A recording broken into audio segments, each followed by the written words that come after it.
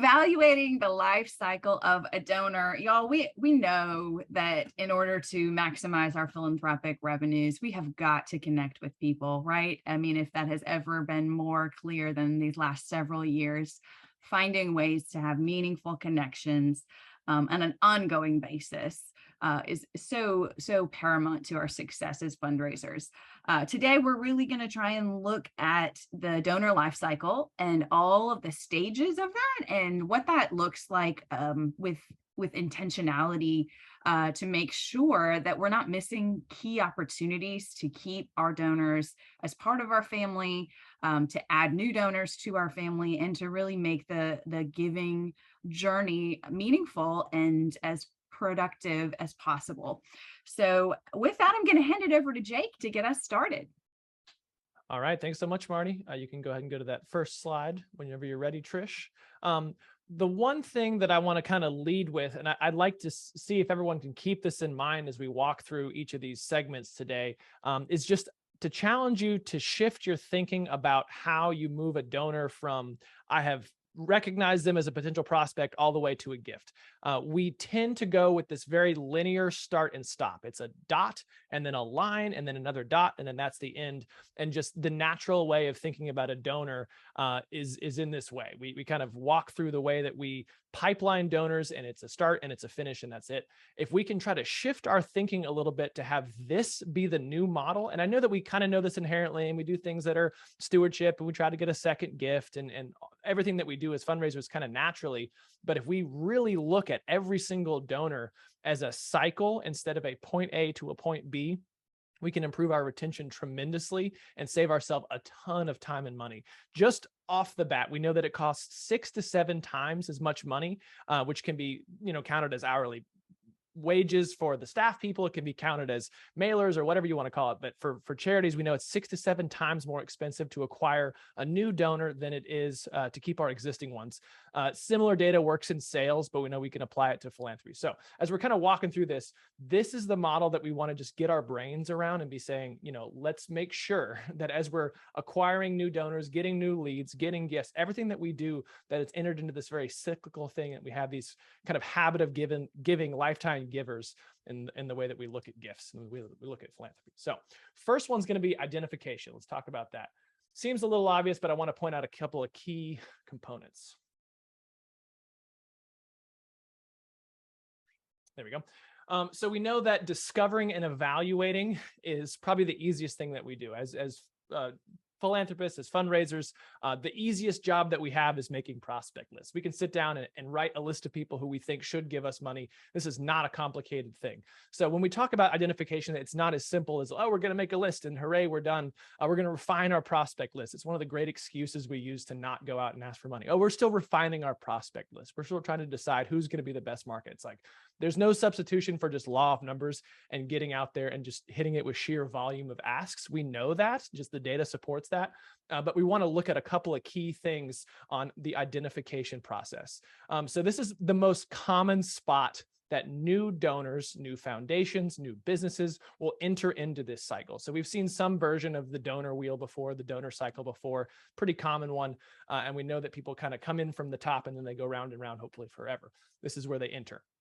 So as we're looking at our prospect list, kind of brain dump with your own list, with your volunteers list, as you kind of refine your prospect list, as we say, we want to grade people on 3 scales. The first is ability, and this could be within a certain range. So say you're looking at your major gifts donors only, you rate them 1 to 5 on ability. So for major donors specifically, 1 may be $50,000 and 5 may be $1 million. Or you can rate all of your donors in this way. So 1 is like a couple $100, and then 5 is some size of signature gift. So the scale is really up to you, but going through your list and rating them 1 to 5 or 1 to 10 on ability, just to see where they fall. We obviously want to start with our top donors first. And because we can have this giant list, we're going to speak to someone first, or we're going to have a conversation with someone first. We want to start there. Where are our biggest gifts? Potentially, we know that we could have 1,000 conversations with people who could give $100, or we could have 6 conversations and make the same amount of money with the top level of giving. So we want ability first. The second is inclination, which is how likely do we think that they're going to give. If you're rating it 1 to 5, a 5 is like, We know that they've given in the past. They've shown some connection to our organization. They give gifts all the time. We see their name on all kinds of stuff all over town. They've named something at the college. They've named a wing at our church, whatever it might be. We know that they are highly inclined to give to us because they have a history of doing so, and we have the ability to ask them for another gift. Whereas a 1 is, I don't even know if they have charitable intent at all, but we can take a shot at them. So you know you have that kind of spectrum of most likely to give to least likely to give. That's their inclination. And then finally, access. We have this conversation all the time. People throw out names of celebrities that are from their local town. We got to go get so-and-so, country music star is from here. They definitely give us a big gift. It's like, if you don't know them or someone who knows them or their manager personally, there's a 0% chance they're going to give you a gift just because they get hit up all the time. People know they're rich. As Jared said, you can be rich and famous. It's a full-time job. We know they're going to get those asked constantly, and yours will not stand out if you don't have a personal connection. So access is just how likely you are to be able to get to them. I put a 5 on a 5 rating scale as like, I could text this person.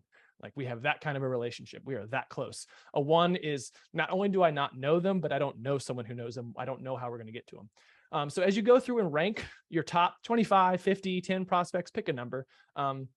Score them on these 3 scales. Score them on inclination, ability, and access. And the ones that are 15 out of 15, those are the ones that you go to first. You can go to all of them eventually. That's great, but we have to start somewhere, and we go with our easiest yeses and highest dollar values and work our way down. So always work through those 3 first as you're identifying your prospects. And the next phase is moving them along to cultivation. This term is kind of thrown around and used incorrectly sometimes in the industry, but we define it as, and the CFRE organization defines it as, an AHP and all the big recognized fundraising organizations and associations see it as everything that happens between meeting them for the first time and the gift itself. So this is, they haven't given yet, but we've identified them as a prospect. We've made some kind of contact, and we're working them towards a gift. That's what we define as cultivation as an industry generally. Sometimes it's used for other things, but that's what we try to define it as. When we're doing this correctly, it is a 2-way exchange of information. Very much we want them to know about us, and we tend to focus on, here's what we're doing. Here's how we're awesome. This is the impact we're having on the world. Aren't we so great? Because we have our mission and our story, and we're super excited about it. And we want to make sure the donor knows all about the wonderful things that we do. And we neglect oftentimes to get that information to go the other way.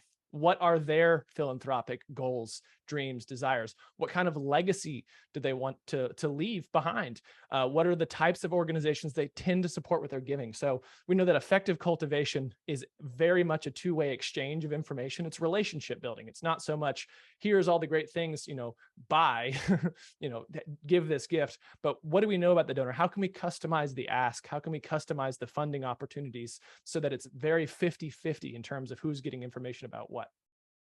The one thing that we love to do all the time is try to find some sort of common ground. In education, this is fairly easy if they've had a family member or a friend who has gone through the program. In healthcare, same thing. If they've had a family member who's been served, a community nonprofit that does some sort of a service organization, if they have a friend who utilized those services or they know of someone who benefited from the charity, we know we can work on that common ground and say, here's the type of programming we want to fund. I know that your uncle had an experience, or your son or your nephew had an experience. We want to be able to help more people just like them. Here's our plan on how we intend to do it. What do you think about that? And just generally asking their opinion about your next 3 years, your next 5 years, and then they can start to plug in automatically the ways that they see themselves as part of that journey. You want to try to be the answer to their question without them knowing almost. And that works all the way through relationship building. We know far and away the most effective way to do that is storytelling. It's why we remember things so much better with story. We can only process new information, just the way the human brain works. We can only process new information that is connected to existing information. It's why if I were to go to a physics lecture at an advanced college, I would have no idea what they're talking about. The person next to me is getting the same lecture, they're writing down the same notes, but if they've had a background in physics and they can connect the things they're learning to what they already know, they're going to absorb that information much better than I can. We do this with story in the same way. We can relate to stories. It's human. We can put ourselves in there, and we know that sharing stats and data, and this is how many people we help, is less effective because it's hard to picture. It's hard to connect it to existing thoughts, feelings, and emotions that we have. So in the relationship building process, making sure that we're sharing success stories, wonderful things that we've done for people, always more effective to talk about one person's life that you've changed as opposed to the 10,000 people you've had some impact on. So identification, cultivation, and I'm going to hand it off here to talk about solicitation, the next step.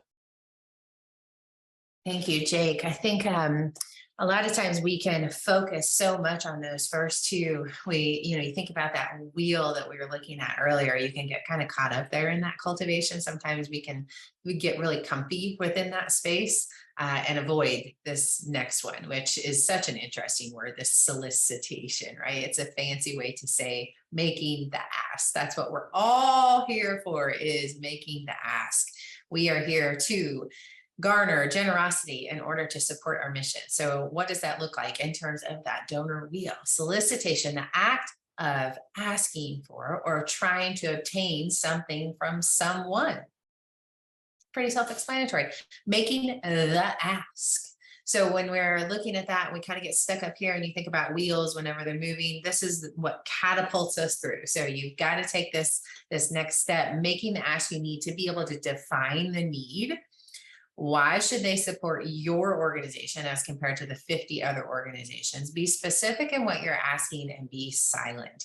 So if you're part of Pride, you've been part of Pride for a long time, you know that we have all the elements of the ask. We like to work on them. We like to practice with each other. We like to make sure that you are as comfortable as possible in doing what your day job is, and your volunteers are as comfortable as possible.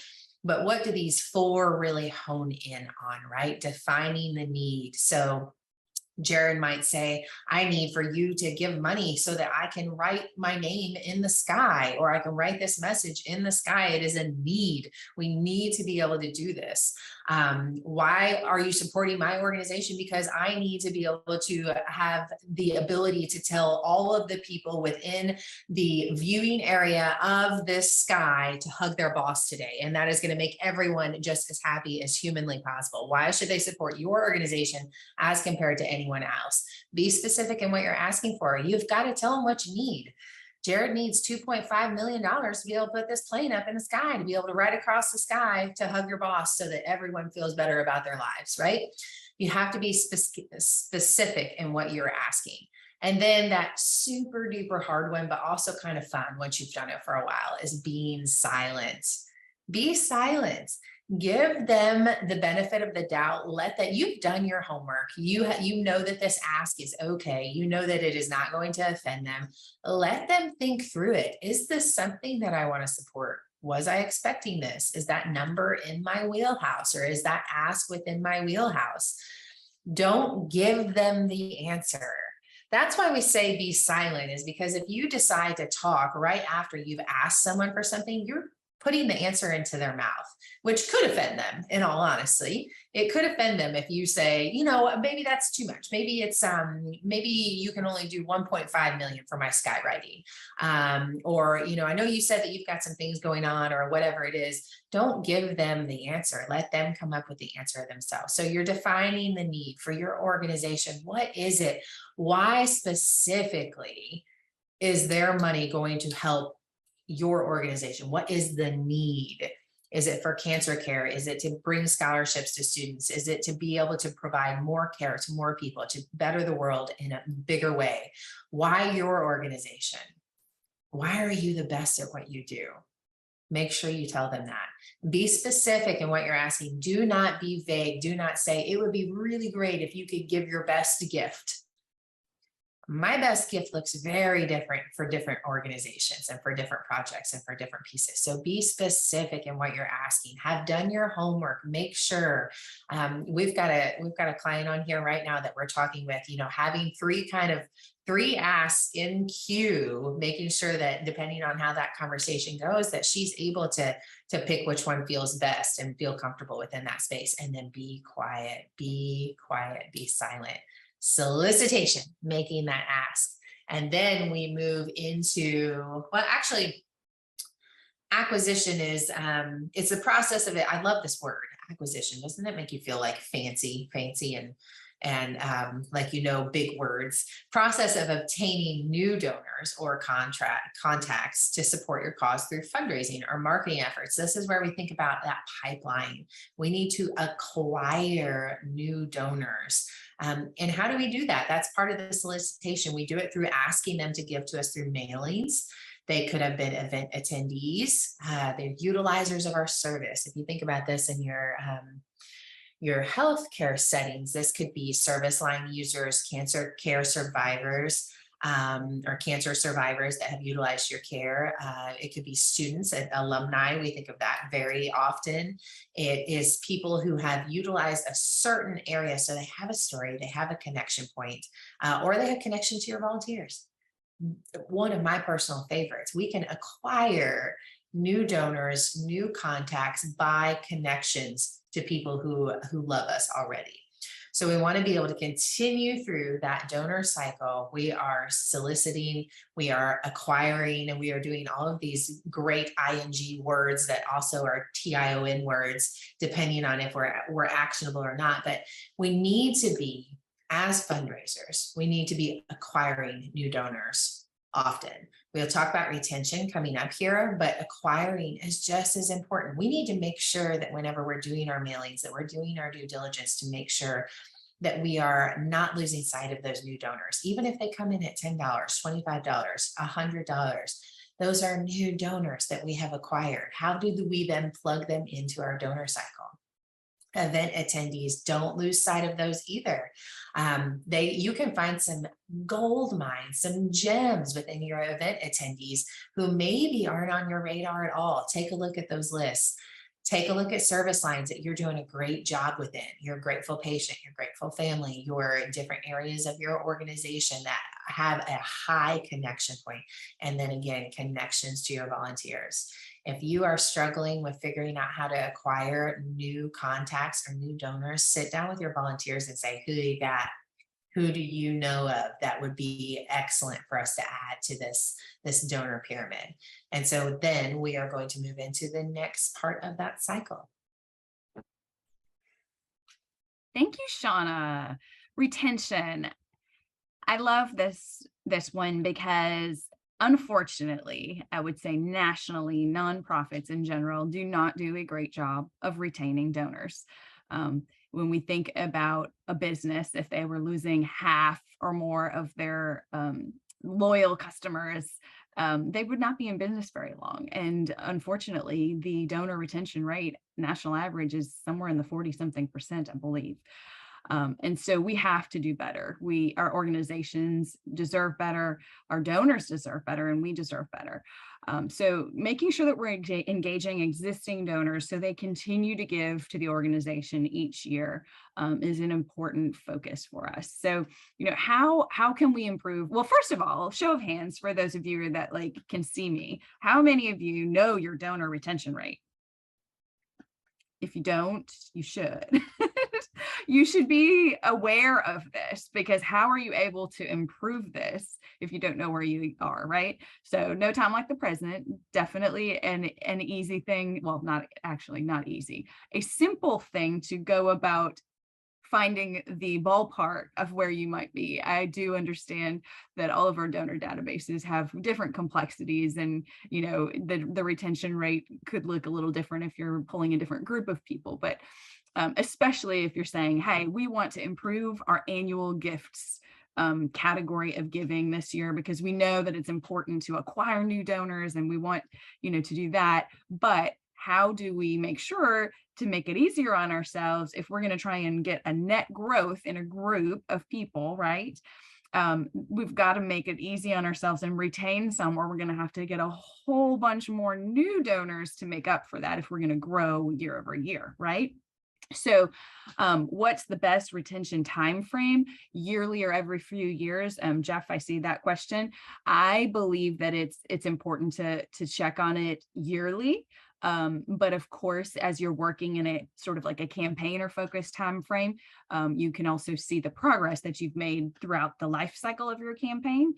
Because, you know, a donor who has made a pledge, you're retaining them for a few years if they're paying on their pledge. So that's where the little intricacies come from. But I think an easy group, if you're looking at, hey, we want to focus on where our donor retention rate is, look at if you have an annual gifts club set up, start somewhere, right? Start and say, you know, here is how many members of the annual gifts club we had last year. Here's how many members we have this year. How many of those were new? How many of those were retained? And that's a great, like I say, not easy necessarily, but more simplistic place to start if you're looking at that growth period. But I absolutely think that it's an important thing to take a look at year after year. So let's, you know, how can we get, you know, retention to improve? By saying, oh, we want to improve retention? No, right? We have to make intentional steps to get people to want to continue to stay involved. Number one, recognition, right? Are we doing recognition? People say recognition is not important until you spell their name wrong, right? Until you leave them off of a list. And people like to hear their name, y'all. Like they just do, right? So they like to see it written somewhere. They like to hear it said. Anytime you can recognize people and thank them publicly, privately, all of the above is going to help not only the connection with them, but it's going to help inspire others to want to stay a part of that as well, right? So making sure that we are recognizing from a small scale to a large scale, publicly, privately, covering the bases in recognition. Communication. I love this one because I have communication there and next I've got engagement. To me, these are different because communication is, are we communicating to our donors, right? It's kind of sometimes a one-way street. We want to have a two-way street of communication ultimately, but if we're not even communicating one way, how can we expect to have that two-way communication, right? Which really is kind of the deepened engagement piece in my mind. So we've got to make sure that we're communicating. Many of you are starting out, many of you have new programs and you're like, I only have a few donors. How should I start communicating with them? You got to start somewhere. A simple newsletter, electronically, every other month, monthly, every quarter, something. Put something in place that is going to have a intentional process of communicating with your donors, right? Are you having that communication about what's coming up? Are you communicating about what has happened in the past? Communicate and let them know what your organization is up to. Let them know who else is involved. That recognition piece, you can check a lot of boxes here by thoughtfully making sure, are we communicating on a consistent basis with our donors, right? But then we got to move on into engagement. I think, like I said, that's more of the two-way street of communication, right? Are they doing something a little bit more than just hearing from you, right? Are you getting to know them? Are you asking questions? Are you sending surveys? Are you inviting them to things? Are you encouraging them to get involved in another way? Not everyone wants to be involved. Not everyone wants to volunteer. Some people are happy to just, hey, they're in that season of life and they just want to stroke a check and they feel really good about that. But many people do want to give both time, talent, and treasure, right? We've got to find ways to get them engaged and involved. So making sure that we have strategies in place within our programs to engage the people who that means something to them will make sure that they will be donors year after year, right? And ultimately, it comes down to that relationship building. Everyone is an individual. And it's very easy to say, yeah, we're going to focus on major gifts and we're going to build those relationships. And that is uberly important. But a big reason that we advocate for the fundraising model that we do, and having teams to cover all of our bases, right? Annual gifts, plan gifts, special gifts, signature gifts, making sure we have teams of people focusing on all areas helps us have that diversified approach so that we can build relationships with those people who maybe made a $50, $100, $250 gift, because someday they might be our $1 million donor. They might be our planned gift that left us a $500,000 last year. You just never know. And it's important to engage and build those relationships. Ultimately, everything we're talking about comes down to what is the fun term called donor stewardship, right?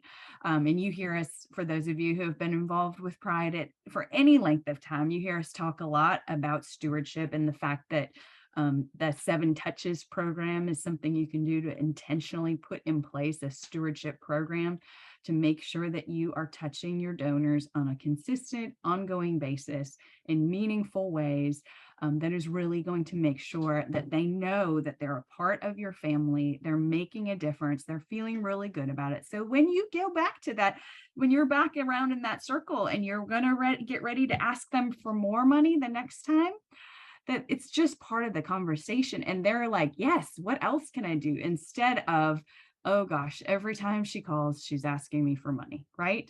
We want to make sure that what we're doing is a communication year round so that that stewardship piece is covered. Moving on into the next phase, upgrade, right? I love upgrading. This is something that to me is just super meaningful. This is basically, you have now built a strong relationship with people. You have made them feel really good about being a part of your organization. And it's the process of deepening that relationship and helping them challenge themselves to do more, right? I think at the end of the day, if my relationship with an organization is deepened, I'm going to want to do more if I can, right? I may be in a place that I can't, and that's fine. But if I am growing and my relationship is growing, I'm going to want to do something more, but I may not always really think about it or know how to. So I'm going to let y'all in a little secret. You got to ask for it. Okay. Just like you need to ask for the first gift, you got to ask for the next gift, and you got to do it in a way that's going to have them either feel like it's their idea or have them feel like really excited about it, and not like, oh, you gave us, will you give us more? Like, you don't want it to feel like you're going back, oh, please, more, you didn't do enough last time, right? And if you're doing all the things along the way and making them feel really good, it's not going to feel like, oh, that wasn't enough, and make them feel bad. It's going to make them feel like, yeah, what else can I do? That sounds great.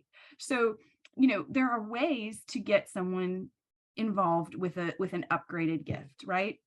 Let's say someone made a $250 gift and they've been a part of your annual giving club for a couple of years.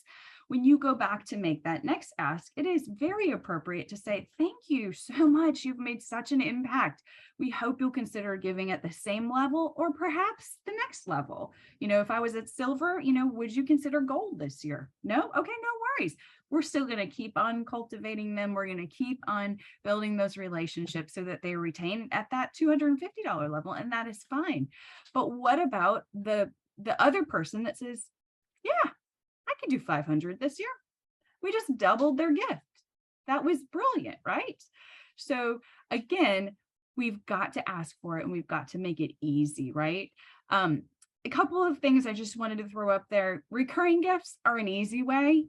They're really an easy way to help someone move on up to another level. If someone thinks about, gosh, I don't know, I did $250 last year, but now you're asking me to give, let's call it, $40 a month or something like that. Actually, psychologically is an easier transition for people sometimes. So think about that when you're making those asks. Like, maybe you would like to consider the gold level this year. Did you know you can do it?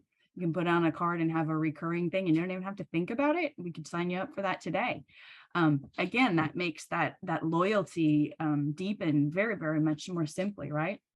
And then moving someone from an annual gift to a multi-year pledge, right? I've seen a lot of people do this brilliantly. They're like, man, well, that person is giving me $1,000 a year. They've been like super consistent at that level.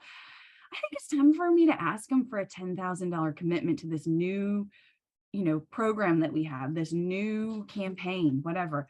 And if we think about it in those terms and say, you have been such an important part of our annual gifts club, and we want to invite you to consider being a part of our special gifts club. And this is what that would look like for you. And, if you want to get there, I want to help you get there, and have that conversation with them.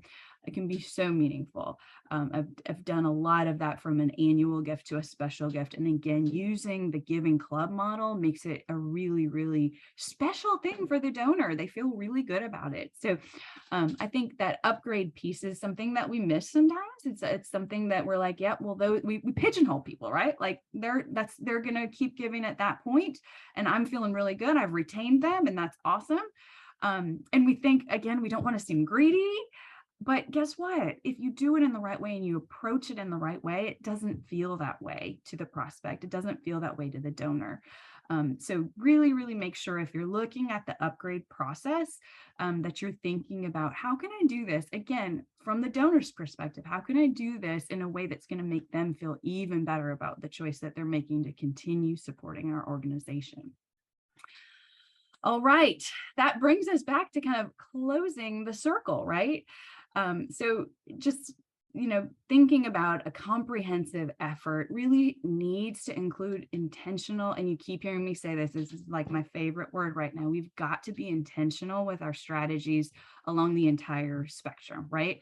It might be that you look at that and you look at those 6 words and you're like, man, I am doing great at the cultivation process. I'm really not thinking at all about retention and upgrades. I need to spend some time focusing on this. So I challenge everyone here today to, take those 6 words: identification, cultivation, solicitation, acquisition, retention, and upgrade, and write down 2 or 3 things that you think you could do better in each of those areas, and then come up with a plan to put that into motion, right? I think we all know that we need to be doing these things, but if we don't write it down and make a plan our work so we can work our plan, it's never going to happen, right? So I just challenge you to look at each area and see what you might be able to do to move the needle on that, so we don't miss any key opportunities. With that, I'm happy to open it up for questions. We've got a couple of minutes left here.